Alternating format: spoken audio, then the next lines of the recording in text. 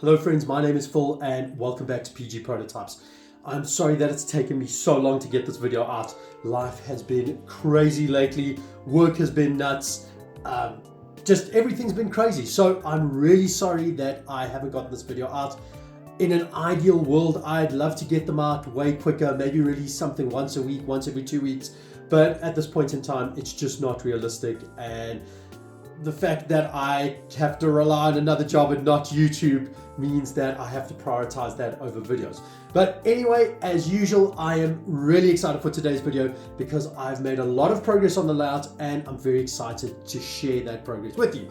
So I decided to change the wiring up a little bit, which I'm going to show you in the first segment. I added a fascia board to the layout, a throttle holder, and I started doing some detailing. I was going to try bash all the detailing out in one video, but I realized that that's just crazy at this point in time. I just don't have that time available. My operating time on the layout is generally from 9 o'clock at night till about 10:30, so it's really not that much time. But I did manage to get some good work done for this video. I'm excited to show it to you, and what I've decided to do is for each video I'll do 1 or 2 scenes maximum. And I'll just focus on those in detail and kind of enjoy the process rather than trying to finish things quickly. So I hope you enjoyed today's video. I've added another story today which I felt was relevant to this particular theme, so I'm excited to see what you think of it. So thanks again for your patience in waiting for my video to come out. I hope you enjoyed today's video. I decided to make some changes to my wiring. I exchanged the heavy Roco transformer with a lighter 16 volt DC power supply. I upgraded the 5 volt feed to the Arduino to a 12 volt feed for reliability, and I added a stable 5 volt regulator to the servo board. Lastly, I connected the power supplies to a single C14 panel mount with a lit power switch, so the layout only requires one power cable to operate. The last thing I wanted to do to my benchwork before detailing the scenery was to add a fascia panel to neaten the layout up. I cut some strips of 3mm plywood to size and super glued them to the sides of the layout.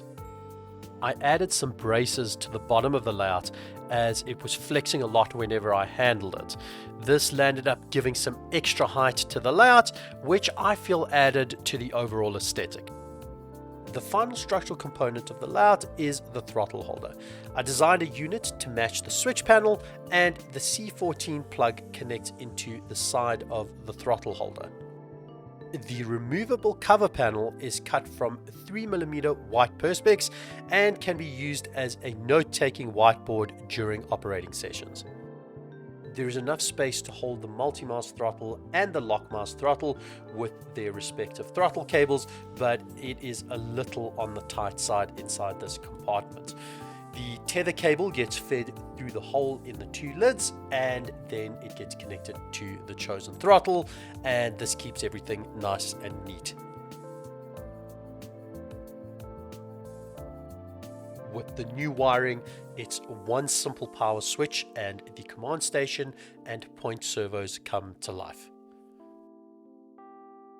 It is such a negligible addition, but the lit power supply is really handy when you're trying to troubleshoot power issues that a layout will inevitably experience over its lifespan. Now that I'd completed the benchwork, I could move on to the fine details of the rest of the layout. First, I wanted to add some buffers to prevent locos and rolling stock from falling off the edge of the layout. I'm really trying to stick to a budget for this layout, so I decided to design and print my own buffers. They aren't super detailed like the Pico ones, but I'm pretty happy with the end result, and I think they are still pretty respectable for this type of layout. As usual, I've made the files available for free online, so you just need to follow the link in the description if you are interested in these models. It's just very basic painting for these buffers. I've given them a coat of grey primer followed by a spray of matte black. Once they were fully dried, I dry brushed them with white acrylic, and I followed this up with a hull red wash to give it a slightly rusted look. I am simply gluing them down with super glue and then spraying the glue with a catalyst. There is potential to add a screw down point to this design, but I'm pretty happy with this method for now, and I feel they look pretty good so far.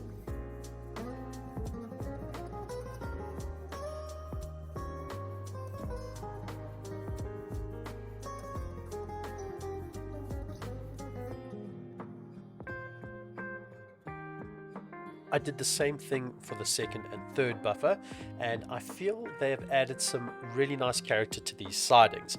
I did have some thoughts about making them removable so that the layout could be expandable at a later stage, but I've actually decided that I'm just going to leave it as a complete unit and not mess around with it too much. I really like the character of this layout as it stands, just like this.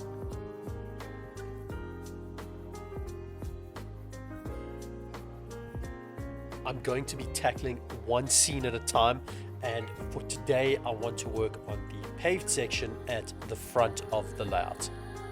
I started by building a small platform that could be used for various types of small freight at the front of the layout, and this kind of serves as I suppose a team track or a loading dock for an unseen industry at the front of the layout. The platform is built out of 1.5mm triplex card like I've used on the rest of the layout. I gave it a once over with grey primer spray paint, and once it was completely dry I gave it a flat brown acrylic wash. I want the overall look to be more grey, but the brown is going to provide some soft highlights from beneath the grey. When the wash had dried completely, I gave the platform a light spray of dark grey blue with my airbrush, and when this had dried I moved on to a white acrylic dry brush just to make the raised detail pop out. I really hope that through the series I've been able to show you that you don't need grand scenes to create interest. As you will notice by the end of this video, a tiny scene can be jam-packed with character. You really don't need a lot to draw interest to your layout, and you don't need a lot of space to create something really enjoyable for you and for people viewing your layout.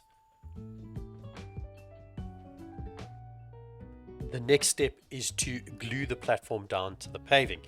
I am positioning it in the top left corner of the paving so as to provide maximum room to place details on the rest of the paving. A few drops of super glue and a quick spray of catalyst, and the platform is in place.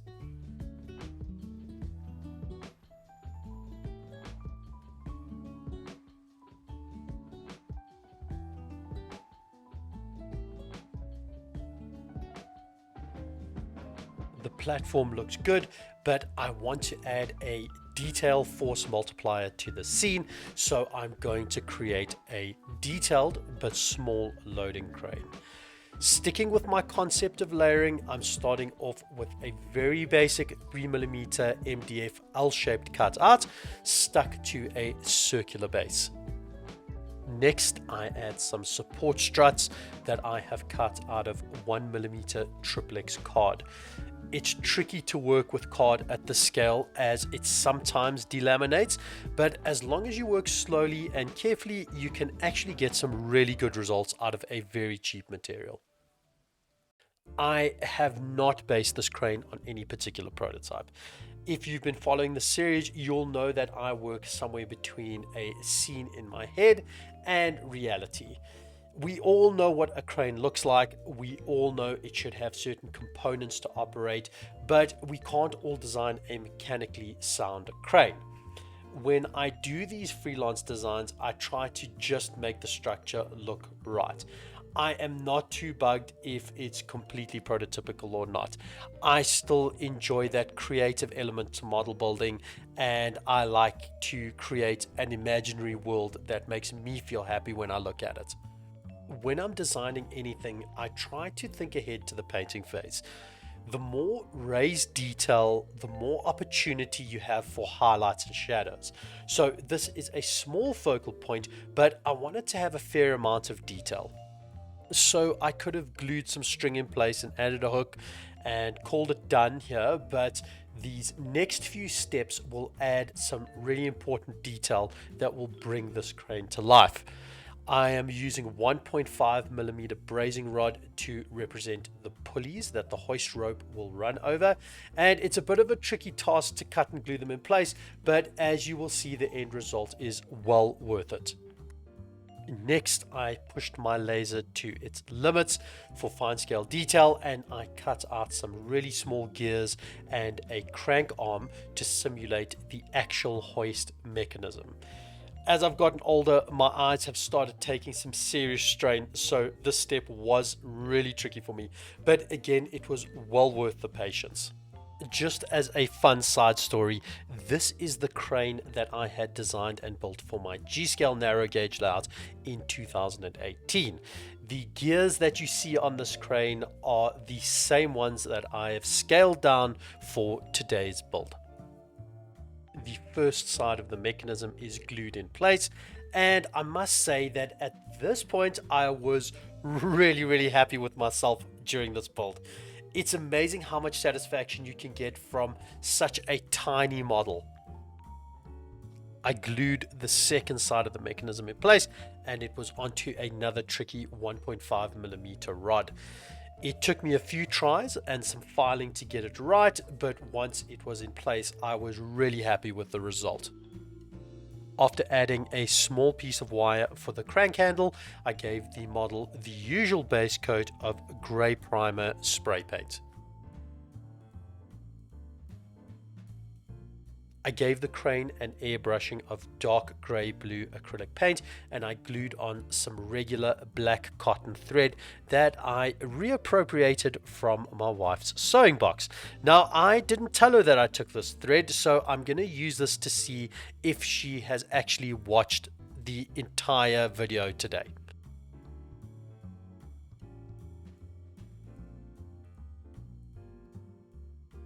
I cut a small hook out of 1mm triple X guard and I stuck it to the end of the thread. It took me multiple tries to get it right, so I chose not to include the footage.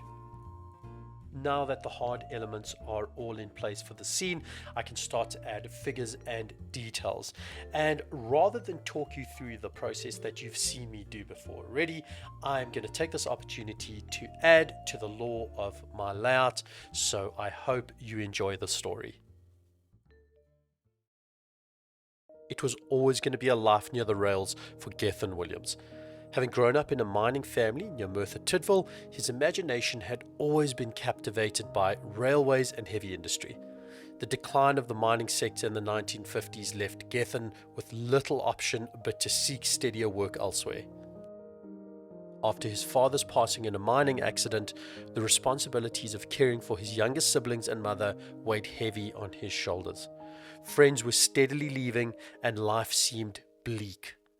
The good thing about coming from a close community was that the word of opportunities flowed frequently via word of mouth, even if those opportunities meant leaving the comfort of home.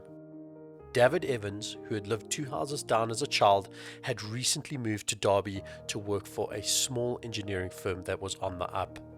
He had seen an advert for a position of manager at a modest freight warehouse just across the rails from where he worked. He sent word back to Gethin immediately, and it was almost as if it had been written in the stars because Gethin effortlessly aced the interview. Gethin was exactly who Mr. Hadfield had been looking for. He was intelligent, meticulous, and trustworthy. Unfortunately, difficult financial times bring the riffraff out of the woodwork, and Mr. Hadfield had been burnt for his kindness before. Nothing too serious, luckily, but in these times, even 1 or 2 missing grain sacks or boxes of tools could be catastrophic to his reputation. Beeching's cuts meant that small local freight depots were closing at a rate of knots, and even just 1 month in the red could be unrecoverable. He needed someone trustworthy and honest to run his freight warehouse. It was a steep learning curve initially for Gethin. Mr. Hadfield demanded a lot as the freight warehouse handled a fair amount of traffic for its size. There weren't many around anymore, so it did make sense. By the second year, Gethin had built an amazing rapport with Mr. Hadfield. They worked well together and had developed an almost telepathic operational style. Efficiency was everything in this current climate, and their clients knew exactly what they were getting. Gethin had bucketfuls of charisma, and customers had grown to love his Welsh humour and sayings, like a fart in a jam jar when something was useless, or breaking the sky when someone was talking nonsense. It was a regular summer morning at the Mill Hill Lane freight warehouse. The air was crisp but pleasant, and the smell of soot, diesel, and the remnants of the earlier rain hung in the air. These were the smells Gethin associated with his childhood, with home. Young Tommy Barker, a cheerful yard hand and son of the local baker, came trotting up the platform ramp with Gethin's morning cup of tea in his much-loved blue enamel mug. "Good morning, sir. Trust you had a good night." "Bore da, Tommy. Yeah, all tidy." "The boss says to tell you the delivery from the valleys is right on schedule. It's a single box car with the remaining consignment for Goddard Tool and Die, and there are a few odds and ends that need to be delivered to the high street." Now this was a surprise. Goods from his side of the world. Gethin spoke to his mother regularly, but he hadn't been home in months. Getting time off work was hard enough, but his finances had been a big limiting factor for him. His younger brother and sister were growing up, and his mother naturally needed more resources to keep the house running. Travel home was most definitely a luxury at this time. Although the shipment didn't affect his life in any way, it still kind of felt like it was connecting him to home in a weird sort of way. "Understood, lad.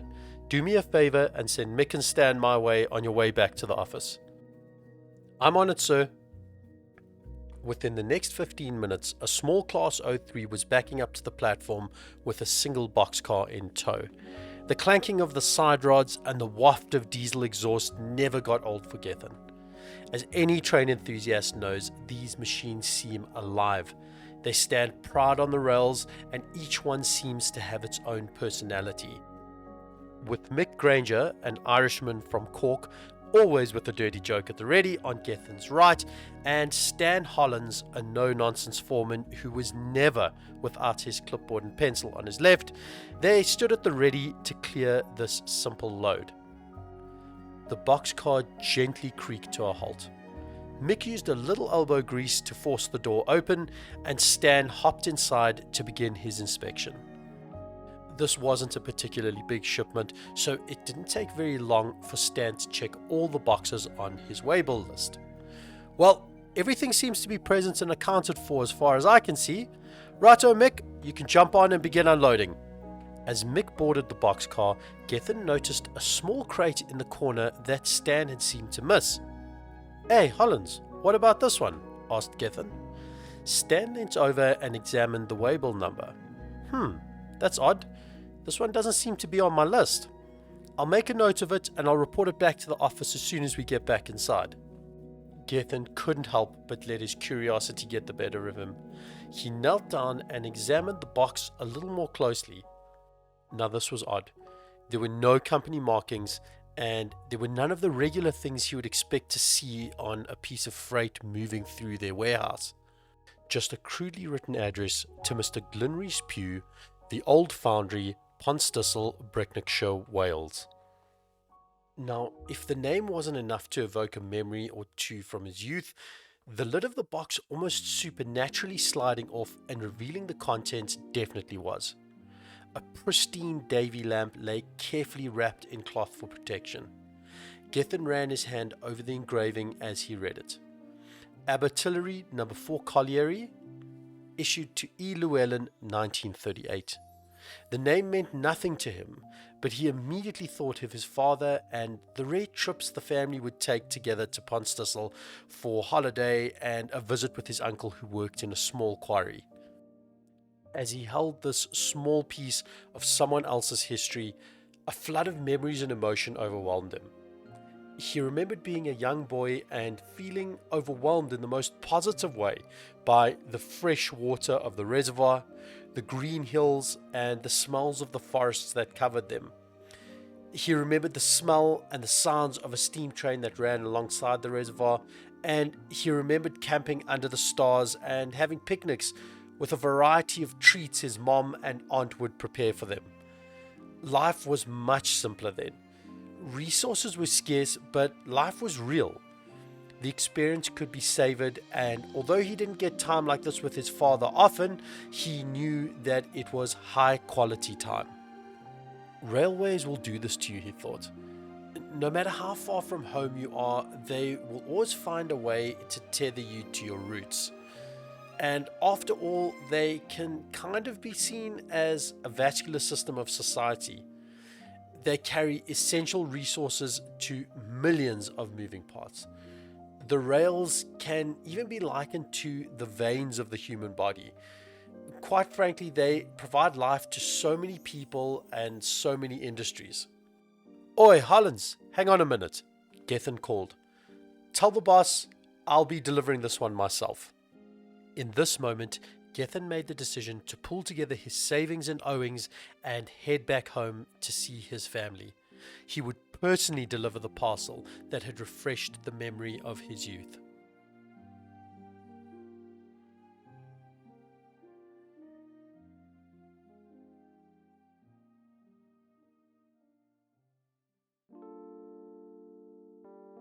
Like any other YouTuber, I started this channel to share my love for model building and model trains in particular.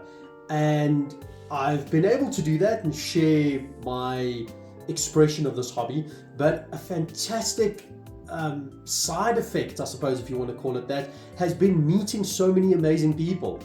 I'm just overwhelmed at how many of you have gotten in touch with me, and we've had good conversations, discussed design, shared ideas, and this is something that I really enjoy. I love it, absolutely love this part of it. And between making this video and the previous video, I've had some really awesome interactions with a few of you, and I actually want to share it. I want to share this experience so if you're not the type of person who talks a lot or gets in touch with others, you can see the benefits. You can see why it is a good thing to do. So the person that I want to start off with is Michael from Vika Studios. I'm going to put a link to all these guys' channels in the description below, and I highly recommend you check them out. So Michael has such an interesting approach to model railroading. He's got a fantastic N-scale layout, and the way that he's designed it is that he can change the era and outline very easily. He just needs to put different locomotives on, different rolling stock. He can make a few minor changes and he's A for away. And I was super inspired when I saw this layout. I'm very interested in how he came to this design idea. I love it. I think it's great. So Michael, a huge thank you. You've given me huge inspiration for this video that I've done today. So I'm very grateful for that. The next person that I want to talk about is Dib from Dib's Yard. I mean, if you haven't seen his stuff, again, please head over to his layout. He has mastered the idea of a small shunting layout, and his level of innovation is just next level. It's crazy. He's come up with some of the coolest designs for mechanisms and things to 3D print, and I just love his layout. I love his design style and his weathering style, his painting style. Fantastic. Also check him out. The other person that I really enjoy watching is James from the Little Western Railway. His stuff is also fantastic. I was unsure about getting a Hornby HM7000 decoder, and after watching his videos, I not only got one, I went out and bought three, and I upgraded that 08 that had the class 20 sound decoder, upgraded that, much happier with that. I upgraded a class 20 that had the old Hornby TTS sound decoder. I upgraded it to the new HM7000, and the new shunting loco that I did the review on, I also not upgraded but added an HM7000 decoder to that. So if it wasn't for James's video, I don't think I would have been as confident, so I'm very grateful for that. His layout is fantastic. He's got some really innovative stuff. I love the channel. So I just want to mention those three people. They have really given me a lot of inspiration in this last little stretch that I've been on. So check them out, give them some support if you don't already support them. All three of them have healthy channels, so I don't think they need my support, or my shout out, but I still think you should go and check them out. If you haven't checked them out, check them out. So I'm incredibly grateful to these three guys, along with a lot more of you. I've just chosen these three because they were specific to things I did recently. So huge thank you to all three of you guys. I appreciate you guys. I appreciate the feedback and the videos. It's really great. It's great to see so many good people providing good quality information on YouTube.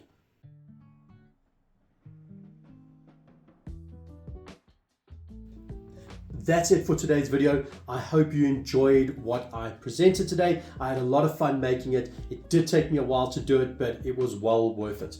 I hope you enjoyed another story in a video. I think people enjoyed the one about Cornelius McGilvery, so I decided to continue with that theme, and I really enjoy doing that. I enjoy adding character to a layout. I want to know who works on the layout, who lives there. Why does the layout exist? I want to know those details. It just makes it that little bit more exciting, and we can take a tiny little scene and we can extract a whole bunch of information out of it. And maybe we just have 30 centimeters of straight track in front of this platform, but the platform has a story and we can kind of build with our imagination. I enjoy running model trains like that. I really want to try and help people extract as much as they can out of their model trains. I come from a traditional way of doing model trains where a big layout was always best. A massive layout was the most impressive thing you could see. And that changed possibly in my late 20s. I changed my idea about that. But yeah, you can get a lot out of your layout. You really, really can. You don't need a lot to make a really fun, entertaining layout. So I hope you enjoyed all of that today. I want to say a huge thank you to all of you that support me. I really appreciate it. If you haven't liked and subscribed already, please consider doing so, only if you feel it's worth you doing so. Otherwise, just watch and enjoy. I really don't mind. I'll make everything available on Thingiverse as usual. I think today's video was just the buffers. Maybe there's some crates. I'll make those available too. And in the next video, I've got some nice 3D models coming up. I've got 2 different forklifts and a front-end loader. So I'll make those available in the next video. So until next time, I hope you enjoy your trains and keep training.